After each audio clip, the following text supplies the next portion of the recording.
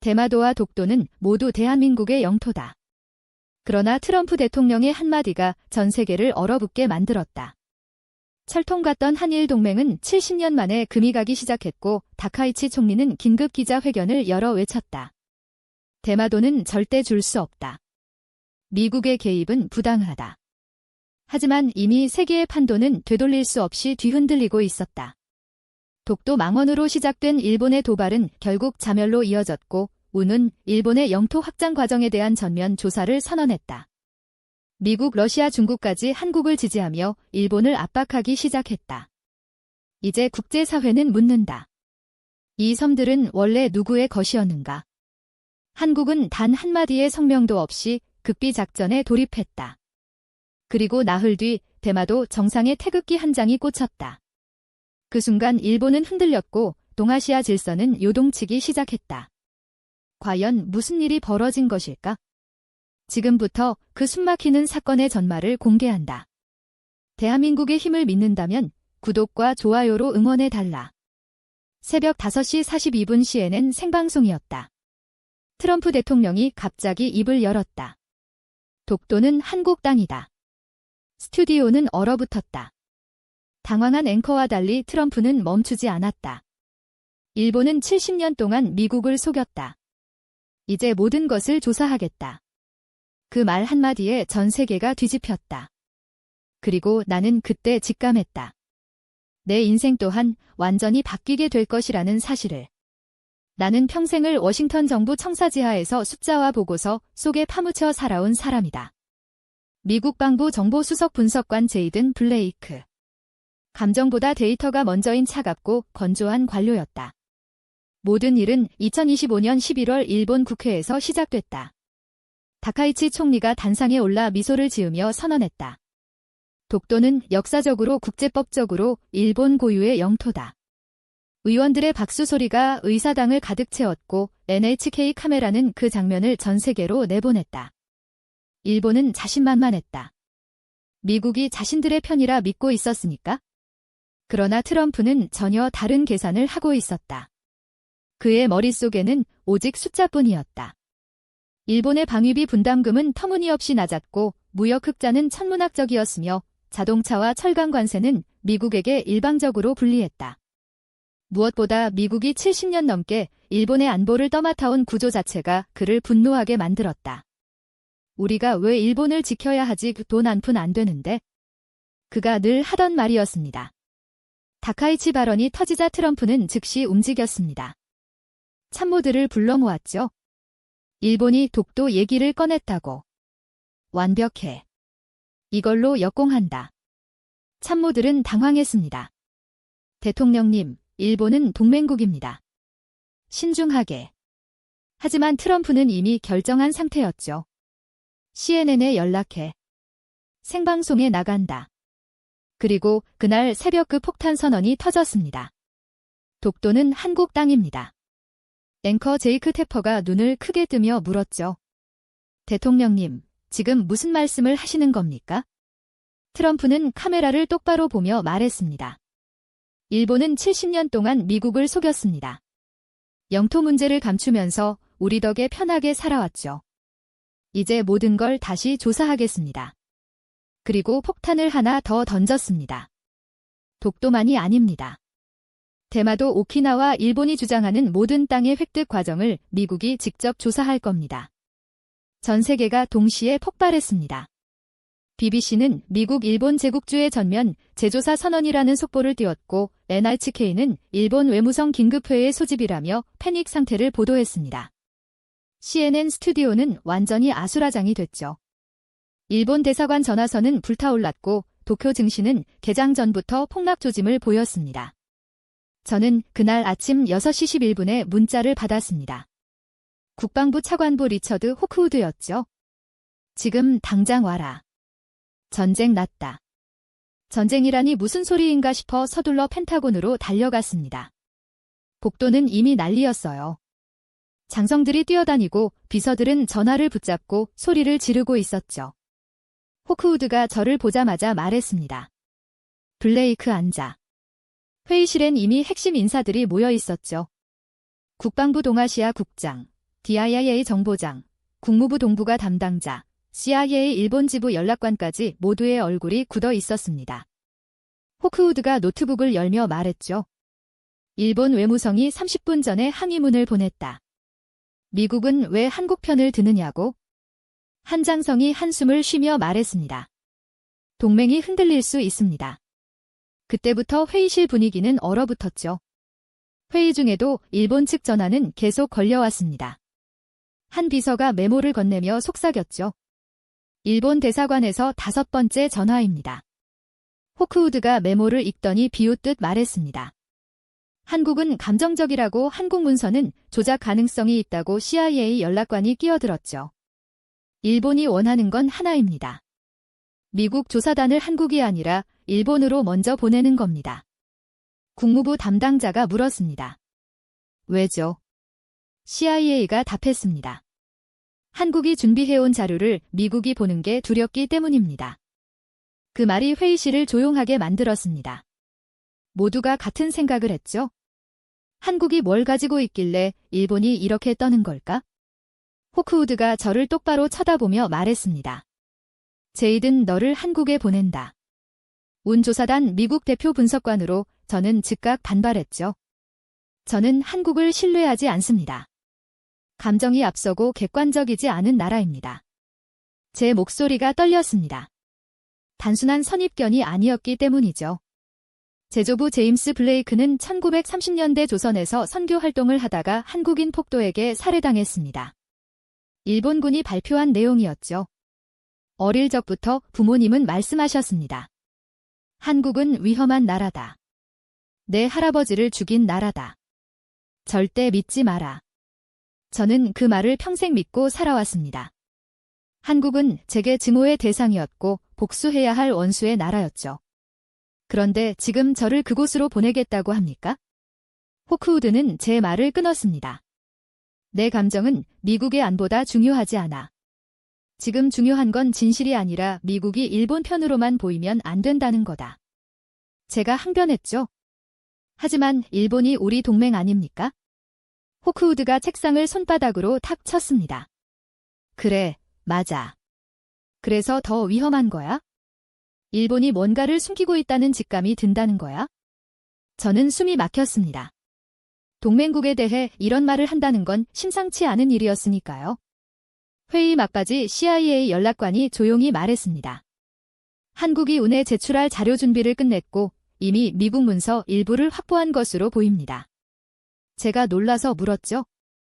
한국이 미국 문서를요? CIA가 고개를 끄덕였습니다. 네, 한국은 생각보다 훨씬 오래 준비해 온 듯합니다. 일본이 그걸 알고 싶어 하지 않는 이유죠. 그 말이 제 가슴에 작은 가시처럼 박혔습니다. 왜 일본은 한국의 자료를 그렇게 두려워하는 걸까요? 한국행 비행기 안객실 조명이 꺼지고 엔진 소리만 낮게 울렸습니다. 저는 가방에서 조부의 낡은 흑백 사진을 꺼냈죠. 사진 속 조부는 웃고 계셨고 그 옆엔 흐릿하게 조선인 농민이 함께 서 있었습니다. 아버지는 이 사진을 평생 지갑에 넣고 다니셨죠. 왜 버리지 않으셨을까요? 저는 창문 밖 어둠을 바라보며 중얼거렸습니다. 한국이 정말 그럴 만한 나라였을까? 비행기는 구름 위로 힘차게 떠올랐고 제 삶은 그 순간부터 완전히 다른 방향으로 떨어지기 시작했습니다. 인천공항에 도착하니 한국 정보기관 요원 한 명이 마중 나왔습니다. 검은 정장 차림의 한국 남자가 무표정하게 서 있었죠. 이름표도 없었고 미소도 없었습니다. 그냥 서 있을 뿐이었습니다. 그가 다가와 말했죠. 미국 국방부 블레이크 박사시죠. 따라오시죠. 목소리는 정중했지만 차가웠습니다. 마치 얼음장 같았죠. 한국에 도착한 순간 어릴 때부터 들어온 말들이 자동으로 떠올랐습니다. 한국인은 감정적이다. 꼭 뒤통수를 친다. 그 편견이 제 입에서 튀어나왔죠. 나는 당신들 편을 들러온 게 아닙니다. 그 남자 최강민이라고 나중에 알게 됐지만 그의 입꼬리가 살짝 일그러졌습니다. 그건 이미 알고 있습니다. 둘 사이의 공기가 순식간에 얼어붙었죠. 차량은 서울 도심으로 향했습니다. 뒷좌석에 앉은 저는 창밖을 바라봤죠. 회색 빌딩들이 끝없이 이어졌고 고층 도로는 질서정연하게 뻗어 있었습니다. 생각보다 훨씬 현대적이었습니다. 아니, 솔직히 말하면 놀랐죠. 제가 상상했던 한국은 이게 아니었으니까요. 하지만 저는 그걸 인정하고 싶지 않았습니다. 최강민이 앞좌석에서 말했습니다. 한국은 이번 사건을 감정이 아닌 기록으로 증명할 겁니다.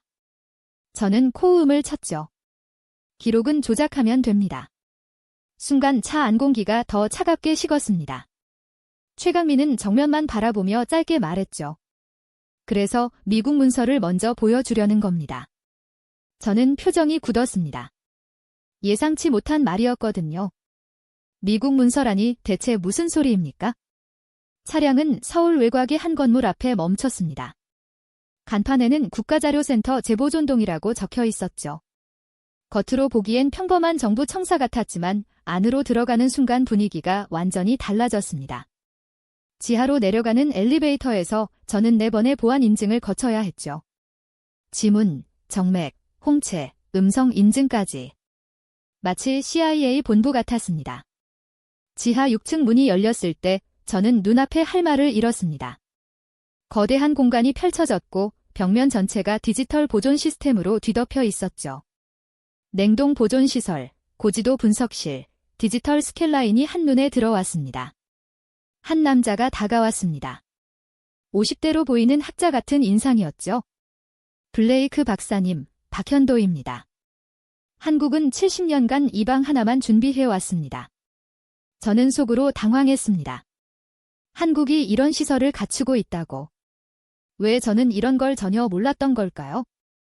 박현도는 저를 회의실로 안내했습니다. 테이블 위에는 봉투 하나가 놓여 있었죠. 봉투 모서리에 박힌 스탬프를 보는 순간 제 심장이 뛰었습니다. 미국 국립문서 보관소 도장이었죠. 박현도가 조용히 말했습니다. 한국이 만든 자료라고 하면 당신은 받아들이지 않을 겁니다. 그래서 미국 자료부터 보시죠. 그는 봉투에서 문서 한 장을 꺼냈습니다.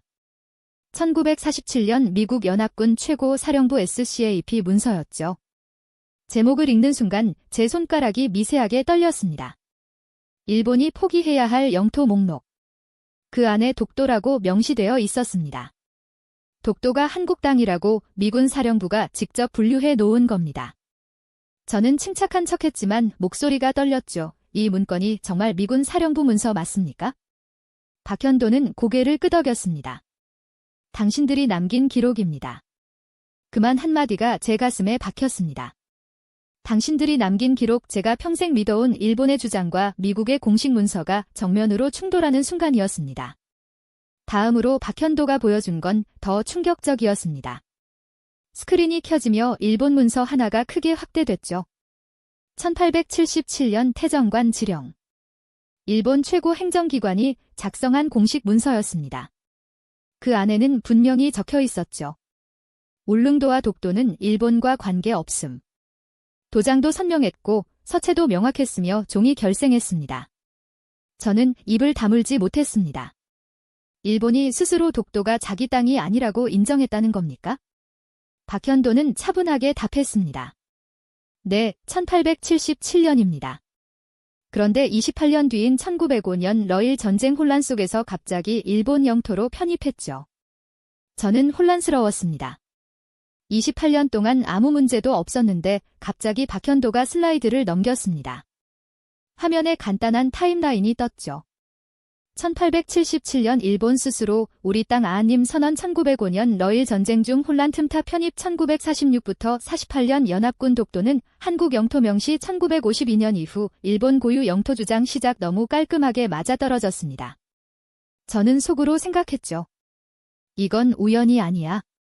하지만 겉으로는 무표정을 유지하며 물었습니다. 한국은 항상 이렇게 일방적으로 말하는 겁니까? 박현도는 리모컨을 내려놓으며 답했습니다. 우리는 말하지 않습니다. 문서가 말하게 하죠? 그 순간이었습니다. 제가 한국에 대해 가지고 있던 이미지가 조금씩 부서지기 시작한 건 저는 한국 사람들이 감정적으로 소리 지르고 증거 없이 주장만 할 거라고 예상했습니다. 그런데 지금 제 앞에 있는 사람들은 전혀 달랐죠. 목소리를 높이지도 않았고 감정에 호소하지도 않았습니다. 그저 날짜와 지도와 도장과 출처를 하나씩 대조할 뿐이었습니다. 저는 의자를 뒤로 밀며 말했습니다. 저는 더 많은 문서가 필요합니다. 박현도는 고개를 끄덕였죠. 당연히 그러실 줄 알았습니다. 그는 책상 위 파일 박스를 가리키며 말했습니다. 이건 시작에 불과합니다. 대마도 자료, 류 자료, 오가사와라 자료가 모두 준비되어 있습니다. 당신이 원하는 만큼 보여드리겠습니다. 회의실을 나와 복도를 걷는데 제 머릿속이 복잡해졌습니다. 미국 문서가 한국 손에 있고 일본 문서조차 한국 주장을 뒷받침하고 있습니다. 제가 알던 세계가 조금씩 틀어지고 있었죠. 그날 밤 숙소에서 저는 오랫동안 잠들지 못했습니다. 창밖으로 보이는 서울 야경이 낯설게 느껴졌죠. 이 도시가의 나라가 제가 평생 증오해온 그 나라가 맞나 싶었습니다. 다음 날 아침 저는 전혀 다른 장소로 안내받았습니다. 거제 해양자료센터 내 전략분석실이라는 곳이었죠. 문을 열고 들어가는 순간 저는 숨이 막혔습니다. 회의실이라기보다는 작전 지휘실에 가까웠거든요. 벽 전체가 하나의 거대한 스크린으로 연결되어 있었고 동해부터 태평양까지의 지도가 펼쳐져 있었습니다. 박현도가 리모컨을 들고 저를 맞이했습니다. 이제부턴 섬 하나하나가 아니라 패턴 전체를 보셔야 합니다. 그가 버튼을 누르자 지도 위에 붉은 점 6개가 순차적으로 찍혔죠. 독도 대마도 류큐 오가사와라 홋카이도 쿠릴저는 비웃으며 말했습니다. 보기에 딱 좋군요. 일본을 악마하는 한국식 그래픽 같습니다. 박현도는 아무 말 없이 리모컨을 한 번 더 눌렀습니다. 스크린 오른쪽 상단에 작은 문서 번호가 떴습니다. 중앙정보국 기밀 1965년 문서 페이지가 넘어가며 영어 레터헤드가 선명하게 나타났죠. 제목을 읽는 순간 제 얼굴에서 농담기가 싹 사라졌습니다. 일본 영토 확장 패턴 예비 분석 1965년 중앙정보국 문서였습니다. 저는 당황하며 물었습니다. 이게 중앙정보국 자료입니까? 박현도가 고개를 끄덕였죠.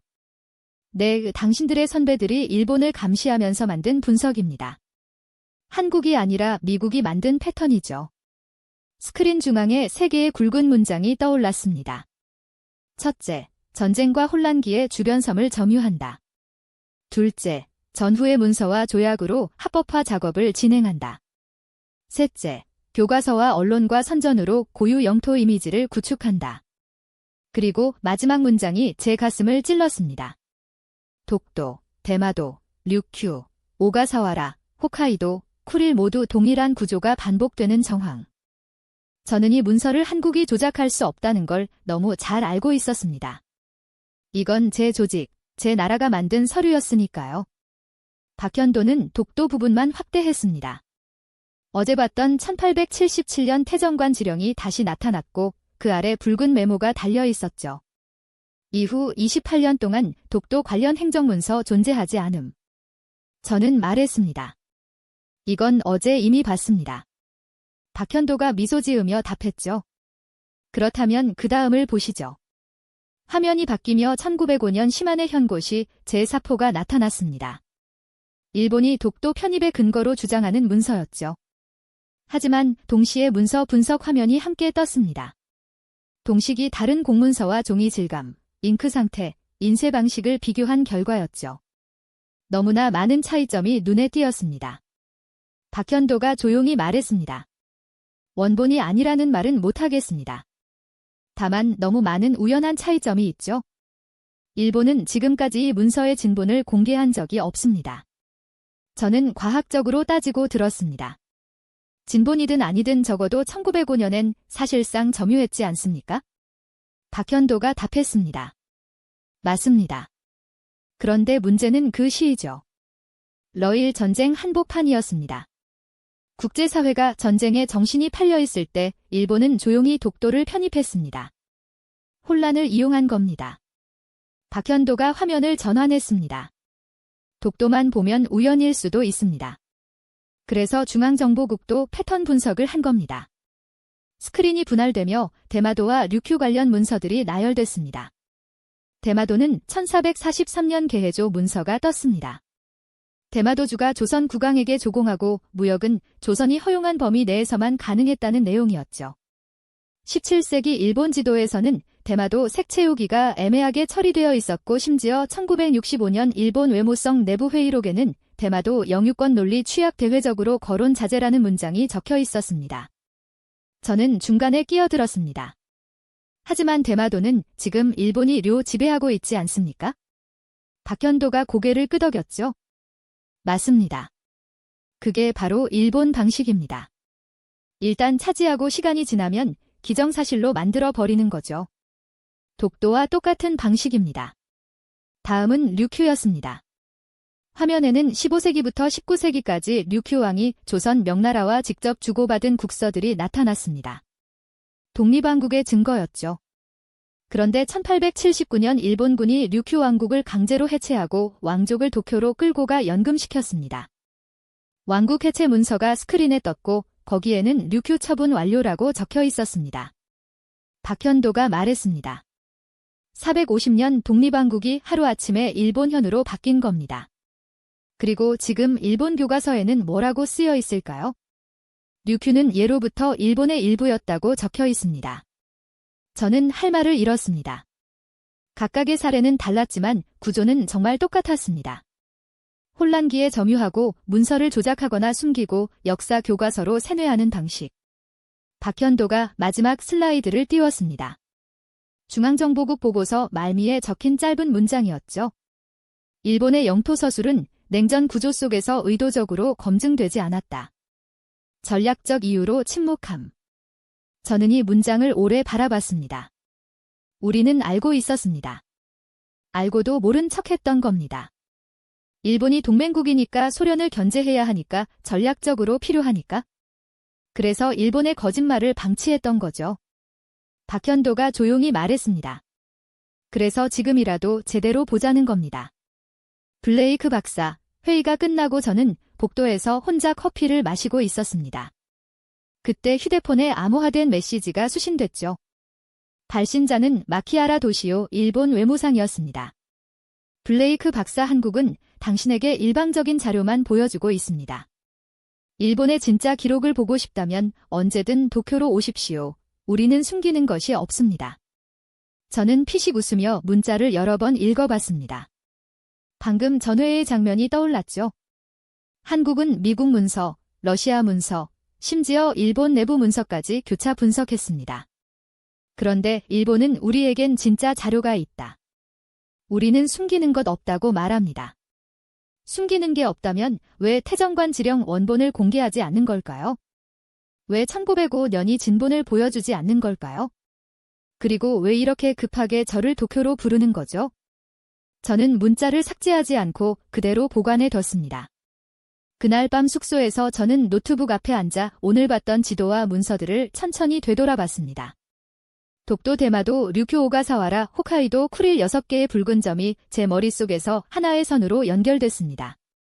이건 우연이 아니었습니다. 패턴이었죠. 화면 한쪽에 조부의 흐릿한 사진이 떠 있었고 저는 속으로 중얼거렸습니다.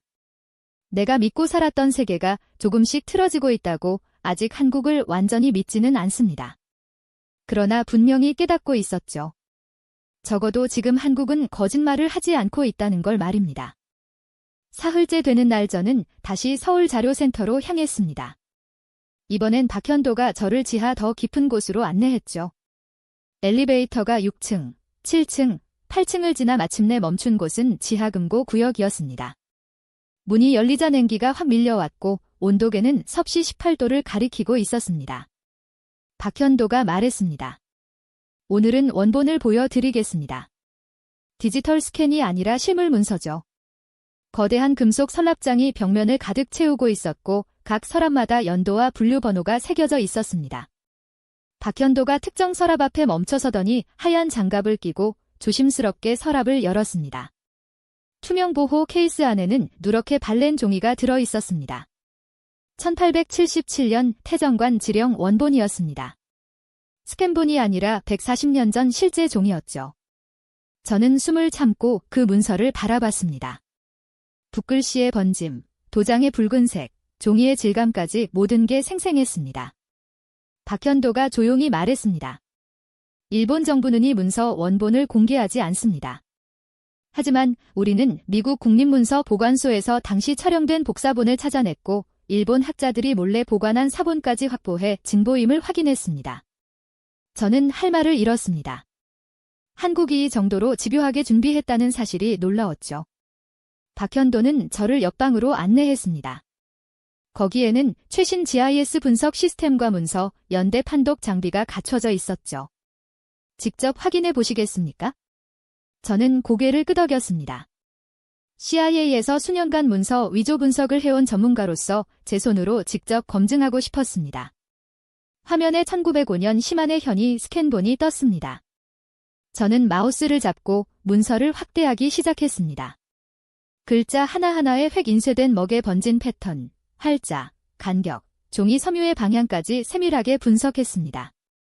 10분, 20분, 30분이 지나자 명확한 결론이 나왔습니다. 이 문서는 1905년 당시 일본 공문서 표준과 맞지 않았습니다. 먹의 농도가 달랐고 활자체 간격도 불규칙했으며 종이 질감은 최소 1920년대 이후 생산 방식으로 보였습니다. 저는 천천히 의자를 돌려 박현도를 바라봤습니다. 이 문서는 1905년 원본이 아닙니다. 나중에 제작성됐거나 위조된 겁니다. 박현도가 조용히 미소 지었습니다. 우린 당신이 그 말을 하기를 기다렸습니다. 블레이크 박사, 제 등에서 식은땀이 흘렀습니다. 한국이 강요한 게 아니었습니다. 제가 직접 확인했고 제 전문성으로 판단한 결과였습니다. 박현도가 다시 대형 스크린을 켰습니다. 이제 전체 구조를 보여드리겠습니다. 화면이 여러 개로 분할되며 독도, 대마도, 류큐, 오가사와라, 홋카이도 5지역이 동시에 나타났습니다.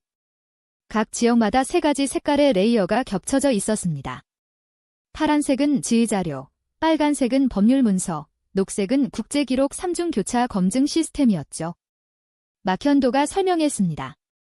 하나의 증거만으로는 부족합니다. 그래서 우리는 3가지를 동시에 검증했습니다. 독도 화면을 보니 파란색 지리 레이어에는 한국 본토와의 거리, 해류 방향, 역사적 어업 구역이 표시되어 있었고 빨간색 법률 레이어에는 태정관 지령, 연합군 문서, 샌프란시스코 조약 초안이 겹쳐져 있었으며 녹색 국제 레이어에는 미군정 보고서, 러시아 외교 문서, 영국 해독까지 포함되어 있었습니다. 3가지가 모두 같은 결론을 가리키고 있었습니다. 독도는 한국 영토라고 말이죠. 대마도도 마찬가지였습니다. 지리적으로는 한반도 연안 해류권, 법률적으로는 개조약과 조선 송령 기록, 국제적으로는 미군정 문서가 한국 영향권으로 분류했습니다. 류큐는 지리적으로 독립해상 왕국 위치, 법률적으로 450년 독자 외교 조약, 국제적으로 청나라 조선과 대등 관계 기록이 모두 일치했습니다. 저는 화면을 바라보며 중얼거렸습니다. 3중 검증이군요. 하나만으로는 반박당할 수 있으니까 3가지를 동시에 제시하는 거죠. 박현도가 고개를 끄덕였습니다. 정확합니다. 일본이 하나를 부정해도 나머지 2이 남고 2를 부정해도 하나가 남습니다. 바로 그 순간 회의실 문이 열리며 최강민이 급히 들어왔습니다. 그의 표정이 심상치 않았죠. 박사님, 일본이 움직였습니다. 그가 태블릿을 제 앞에 내밀었습니다. CNN 속보가 떠 있었습니다. 미국 조사관 블레이크 한국 측 자료만 선별적으로 제공받아 제 손이 떨렸습니다. 기사는 계속 이어졌습니다. 일본 전문가들 블레이크 객관성 상실 우려, 한국 미국 조사관 세뇌 시도 의혹 블레이크 박사 편향적 태도 보여. 거의 동시에 다른 언론사 속보들이 쏟아졌습니다. NRK는 블레이크 한국에 포섭된 나라는 제목을 요미리 신문은 미국 조사관 신뢰도 의심이라는 기사를 냈습니다. 폭스뉴스, BBC, 산케이 신문까지 거의 모든 주요 언론이 비슷한 시간에 비슷한 논조의 기사를 쏟아내고 있었습니다. 이건 우연이 아니었습니다. 조직적이고 계획된 공격이었죠. 박현도가 조용히 말했습니다. 일본의 전형적인 방식입니다. 증거로 반박할 수 없으면 조사자를 공격하는 겁니다. 제 휴대폰이 진동했습니다. 호크우드에게서 온 암호 메시지였습니다. 워싱턴 분위기 심각하다. 국무부에서 내교체 검토 중이다. 일본 대사가 백악관까지 압박하고 있어? 너무 깊이 들어가지 마라. 저는 휴대폰을 꽉 쥐었습니다. 미국도 저를 버리려 하고 있었습니다. 최강민이 또 다른 뉴스를 보여줬습니다.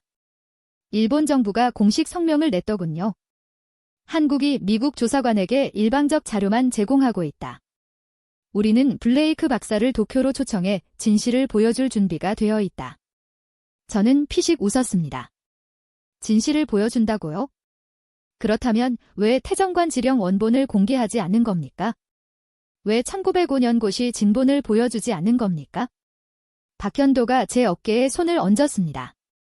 블레이크 박사님, 지금 당신이 본 건 전체의 30%도 안 됩니다. 우리에겐 아직 보여드릴 게 산더미처럼 남아있습니다. 저는 창밖을 바라봤습니다. 서울 하늘은 흐렸지만 어딘가 맑아 보였습니다. 세상이 저를 적으로 돌렸습니다. 미국은 저를 의심하고 일본은 저를 공격하며 언론은 저를 조롱했습니다. 하지만 저는 이상하게도 흔들리지 않았습니다. 제가 본 건 명백한 증거였고 제가 분석한 건 과학적 사실이었으며 제가 확인한 건 삼중 검증된 진실이었으니까요. 저는 박현도를 바라보며 조용히 말했습니다. 계속 보여주십시오. 저는 준비됐습니다. 그날 밤 숙소로 돌아온 저는 침대에 누워 천장을 바라봤습니다. 세상이 저를 공격하고 있었지만 이상하게도 마음은 평온했죠. 그때 휴대폰이 울렸습니다. 암호화된 메시지였어요. 발신자는 마키하라 도시오 일본 외무상이었습니다. 메시지는 짧았지만 강렬했죠. 블레이크 박사 당신이 한국에서 무엇을 보든 그것이 진실이라고 착각하지 마십시오. 우리는 당신에게 보여줄 것이 많습니다. 그리고 마지막 한 문장. 당신 조부의 죽음도 한국과 무관합니다. 저는 휴대폰을 떨어뜨릴 뻔했어요. 조부의 죽음이라니 일본이 왜 갑자기 이 이야기를 꺼내는 겁니까? 잠을 이룰 수 없었습니다. 조부 제임스 블레이크. 1938년 조선에서 한국인 폭도에게 살해당했다고 평생 들어왔던 그분 말이죠. 일본이 왜 갑자기 그분 이야기를 꺼냈을까요? 혹시 일본이 뭔가를 숨기고 있는 걸까요? 아니면 정말로 한국이 거짓말을 하고 있는 건가요? 다음 날 아침 박현도에게서 전화가 왔습니다. 오늘은 특별한 자료를 보여드릴 겁니다. 개인적으로 매우 중요한 자료일 수 있어요. 그의 목소리가 평소와 달리 조심스러웠죠. 저는 불안한 마음으로 자료센터로 향했습니다. 회의실에 들어서자 테이블 위에 갈색 파일 하나가 놓여 있었어요. 박현도가 조용히 말했습니다. 블레이크 박사님, 우리는 당신 조부님에 대한 기록을 보유하고 있습니다. 제 심장이 쿡 내려앉았죠. 박현도가 계속 말했습니다. 미국 국립문서 보관소, 미군정 기록, 일본 헌병대 문서를 교차 검증한 결과예요. 파일 표지에는 영어로 적혀 있었습니다. 제임스 블레이크 조선 활동 기록 1936년부터 1938년. 제 손이 떨렸어요. 박현도가 첫 페이지를 펼쳤습니다. 미국 국무부 문서였죠. 1937년 작성된 거였어요. 제임스 블레이크 선교사, 조선 내 활동 감시 대상. 저는 목소리를 겨우 했습니다. 왜 미국이 제 조부를 감시했습니까? 박현도가 답했죠. 당신 조부님은 단순한 선교사가 아니었어요. 일본 헌병이 조선인을 탄압할 때 식량과 약품을 몰래 지원하던 분이었습니다. 미국은 그걸 우려했죠. 일본과의 관계 악화를 염려해서요. 제 머릿속이 하얗게 변했습니다. 조부가 조선인을 도왔다고요? 다음 문서는 더 충격적이었어요. 일본 헌병대 내부 문건 1938년 2월 작성된 거였죠. 블레이크 선교사는 조선 폭도들과 결탁하여 대일본 제국의 안보를 위협하는 자의 제거 필요. 제거 필요. 그네 글자가 제 가슴에 박혔습니다. 저는 떨리는 목소리로 물었죠. 이게 무슨 뜻입니까? 박현도가 조용히 답했습니다.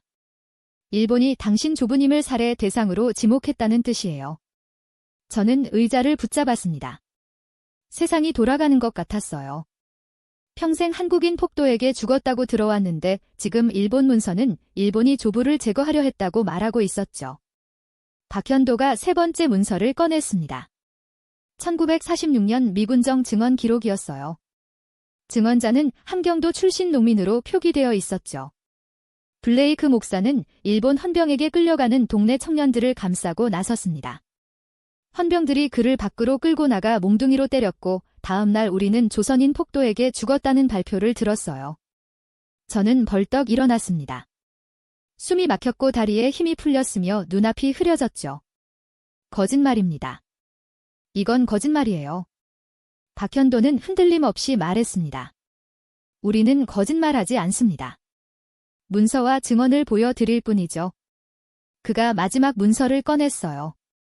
일본 헌병대 공식 보고서였습니다. 블레이크 선교사 사망 사건. 그런데 문서 하단에 이상한 기록이 있었죠. 원본 1938년 작성. 수정 1940년 3월 2차, 수정 1941년 6월 전은 소리쳤습니다. 사망 보고서를 왜 3번이나 고칩니까? 박현도가 조용히 답했죠. 고칠 이유는 단 하나예요. 진실을 덮기 위해서죠. 문서 마지막 페이지에는 기록자의 메모가 남아 있었습니다. 원건은 외부 유포시 제국 이미지에 타격 우려 조선인 폭도 소행으로 공식화함. 제 무릎이 꺾였습니다. 의자에 주저앉으며 두 손으로 얼굴을 감쌌죠. 눈물이 쏟아졌고 평생 처음으로 통곡했습니다. 조부는 한국인에게 죽지 않았어요. 일본 헌병에게 살해당했고 그 죄를 한국인에게 뒤집어 씌운 겁니다. 그리고 저는 90년 동안 평생을 한국을 증오하며 살아왔죠. 박현도가 조용히 한 장의 편지를 더 꺼냈습니다. 1938년 조부가 미국으로 보낸 마지막 서신이었어요. 종이는 누렇게 바랬지만 글씨는 또렷했죠. 나는 일본 헌병들의 감시 아래 있다. 하지만 조선 사람들은 누구보다 따뜻하고 선한 이들이다. 내가 죽거든 진실을 기억해다오. 제 손이 떨렸습니다. 조부는 알고 계셨던 겁니다. 자신이 죽을 거라는 걸, 그리고 일본이 진실을 왜곡할 거라는 걸 말이죠. 그런데 그 진실은 90년 동안 묻혀 있었고 저는 오히려 조부가 사랑했던 사람들을 증오하며 살아왔습니다. 저는 떨리는 목소리로 중얼거렸어요. 나는 조부의 부탁을 거꾸로 살아온 셈이군요. 진실을 기억하라고 하셨는데 저는 거짓을 믿고 살았어요. 박현도가 제 어깨에 손을 얹었습니다. 당신 조부님은 조선을 사랑한 분이었어요. 그리고 그 대가로 일본에게 죽었죠. 이제 당신이 그 진실을 알게 됐습니다. 저는 천천히 고개를 들었습니다. 눈물로 범벅이 된 얼굴로 박현도를 바라봤죠. 왜 저에게 이걸 보여줬습니까? 박현도가 답했어요. 우리는 당신에게 한국편을 들려고 요구한 적 없습니다. 단지 조부님이 본 그 진실을 당신도 보길 바랐을 뿐이죠. 최강민이 조용히 물 한 잔을 건네며 말했습니다. 박사님, 일본 외무상이 왜 그 메시지를 보냈는지 이제 아시겠습니까? 당신이 진실에 접근하는 걸 막으려 했던 겁니다. 저는 물을 마시며 고개를 끄덕였어요. 일본은 제가 이 자료를 보기 전에 저를 도쿄로 데려가려 했던 거죠. 저는 천천히 일어났습니다. 눈물을 닦고 어깨를 펴고 박현도를 똑바로 바라봤어요. 이제 알겠습니다. 나는 조부가 못한 일을 해야 합니다. 그분의 진실을 세계에 말하겠어요. 박현도가 고개를 끄덕였고 제 눈빛은 완전히 달라져 있었습니다. 그날 저는 완전히 변했습니다. 더 이상 한국을 의심하지 않았고 일본을 동맹으로 보지 않았으며 미국의 압박도 두렵지 않았죠. 제 안에는 오직 하나의 목표만 남았어요. 조부가 사랑했더니 나라의 진실을 조부가 목숨으로 지키려 했던 그 사람들의 이야기를 세상에 알리는 것, 그것이 제가 조부 드릴 수 있는 유일한 속죄였습니다. 조부의 진실을 알고 난 뒤 저는 밤을 새워 보고서를 쓰기 시작했습니다. 책상 위엔 독도 대마도 류큐 자료가 산더미처럼 쌓여 있었죠. 조부의 마지막 편지를 책상 한쪽에 펼쳐놓고 저는 키보드를 두드리기 시작했어요. 운 조사 보고서 예비 초안 미 한 문장으로 세계사를 뒤흔들 문서가 시작됐습니다. 새벽 3시 최강민이 커피를 들고 들어왔습니다. 밤새신 겁니까? 저는 고개만 끄덕였죠. 한국 측은 더 이상 저를 의심하지 않았어요. 제 눈빛이 완전히 달라졌으니까요. 박현도가 조용히 다가와 말했습니다. 이제부터 보여드릴 건 전체의 30% 정도예요. 독도만으로는 일본을 움직일 수 없죠. 패턴을 보여줘야 합니다. 저는 노트북을 열고 손을 올렸어요. 대마도부터 시작하죠.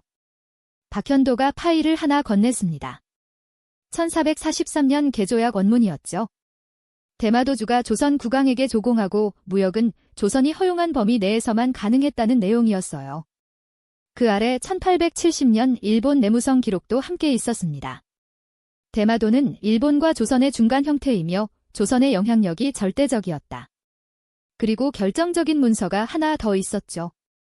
1946년 연합군 최고 사령부 문서였습니다. 대마도는 일본이 영유를 주장하기 어려운 지역. 미국은 한때 대마도 국제관리안을 검토했다는 기록까지 남아 있었어요. 저는 조용히 말했습니다. 일본은 이 자료들을 모두 공개하지 않았군요. 박현도가 답했죠. 네, 독도와 동일한 패턴입니다. 정식 편입이 아니라 기정사실화. 그것도 전쟁기예요. 저는 노트북에 적기 시작했습니다. 패턴 1단계 전시 점령. 패턴 2단계 사후 교육서 조작. 다음은 류큐였어요. 박현도가 보여준 건 450년 독립왕국의 증거들이었습니다. 류큐 왕이 조선 명나라와 직접 주고받은 국서 독자적인 외교 문서 그리고 1879년 일본의 무력 병합 기록까지요. 가장 충격적인 건 문화말살 정책 문서였습니다. 언어 금지, 전통 복장 금지, 왕족 강제 이주 명령서가 그대로 남아 있었죠. 그리고 인구 통계표가 있었어요. 병합 전 32만 명이던 인구가 20년 만에 26만 명으로 줄어들었습니다. 박현도가 조용히 말했죠. 6만 명이 사라졌어요. 일본은 이걸 자연 감소라고 설명하지만 같은 기간 일본 본토 인구는 증가했습니다. 제 키보드는 점점 빨라졌어요. 독도 대마도 류큐를 하나의 논리로 묶기 시작했죠. 일본 영토 확장의 3단 구조 혼란기 기습 점유 문서 조작 및 교과서, 외국 국제사회의 오래된 사실로 포장 그리고 각 지역별 핵심 증거를 나열했습니다. 논리적으로 완벽했어요. 저조차 놀라울 정도로 일관성이 있었죠. 바로 그 순간 밖에서 소란이 들렸습니다. 최강민이 급히 태블릿을 들고 들어왔어요. 시에는 속보였습니다. 일본 측 전문가 블레이크 박사는 한국 자료만 보고 있다. NHK는 더 노골적이었죠. 블레이크 한국계 단체 후원설 요미리 신문은 심지어 이렇게 적었어요. 조부 사망 사건에 대한 한국의 세뇌의 가능성. 저는 손에 들고 있던 펜을 3개 쥐었습니다. 이건 조부를 모독하는군요. 최강민이 말했죠. 일본의 방식입니다. 상대의 가장 약한 곳을 노리는 거예요. 제 휴대폰이 울렸어요. 호크우드였습니다. 국무부 일부가 너를 교체하려고 한다. 일본 대사가 압박 중이야. 너무 깊이 들어가지 마라. 저는 안경을 벗고 눈을 빗습니다. 아무리 객관적으로 써도 결국 정치가 발목을 잡는 건가요? 박현도가 조용히 말했어요. 그래서 자료가 필요합니다. 압도적인 자료요. 정치가 개입할 수 없는 수준의 문서 말이죠. 그 말을 듣는 순간 제 눈빛이 다시 살아났습니다. 그런데 더 큰 문제가 터졌어요. 한국 정부국이 긴급 보고를 했습니다. 일본이 자료센터 직원으로 위장한 가짜 내부 제보자를 풀었어요. 한국이 문서를 조작했다는 거짓 녹취를 언론에 흘리려는 것 같습니다. 저는 자리에서 벌떡 일어났죠. 그들이 나를 조부의 이름으로 공격한 것도 모자라 이제는 한국의 기록까지 뒤집으려는 겁니까? 최강민이 단호히 말했습니다. 지키셔야 합니다. 당신의 보고서를요. 이 짧은 말 하나로 저는 더 이상 한국을 의심하지 않게 됐어요. 이 사람들은 70년간 이 순간을 준비해왔고 지금 세계의 공격을 받고 있지만 흔들리지 않았습니다. 저는 다시 책상 앞에 앉았어요. 마지막 문장을 작성하기 시작했죠. 독도 대마도 류세 지역에 대한 일본의 역사 서사는 국제법적 사료적 근거가 극히 취약하며 다수의 문서에서 조작 흔적이 발견됐다. 이는 단순한 영토 분쟁이 아니라 역사 제거 범죄에 가깝다. 엔터 키를 누르는 순간 저는 잠시 눈을 감았습니다. 할아버지 여기까지 왔어요. 박현도가 제 어깨를 두드렸죠. 이제 10%가 남았습니다. 운 제출 전까지 함께 완성합시다. 저는 고개를 끄덕였어요.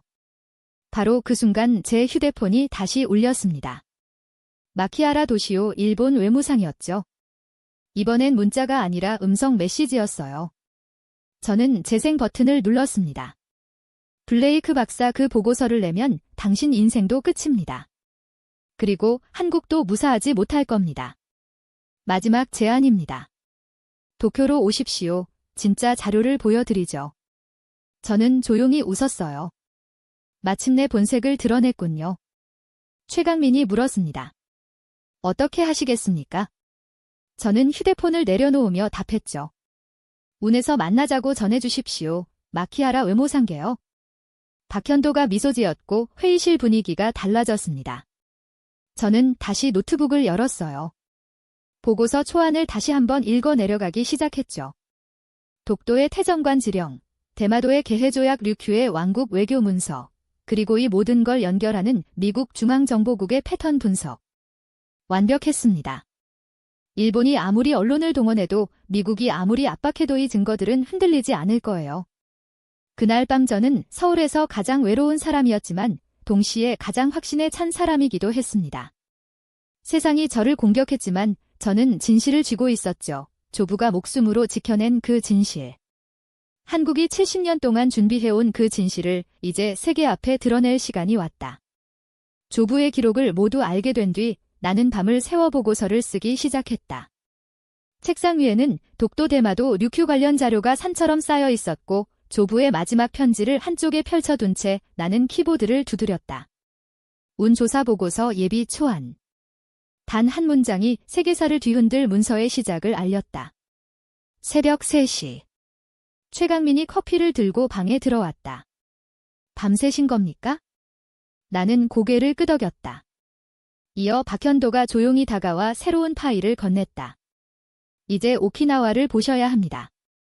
일본이 가장 숨기고 싶어하는 이야기입니다. 파일을 열자 1879년 문서가 나타났다. 일본군이 류큐 왕궁을 포위한 기록이었다. 류큐 처분 완료. 왕족 14명 도쿄 강제 이주. 왕국 해체.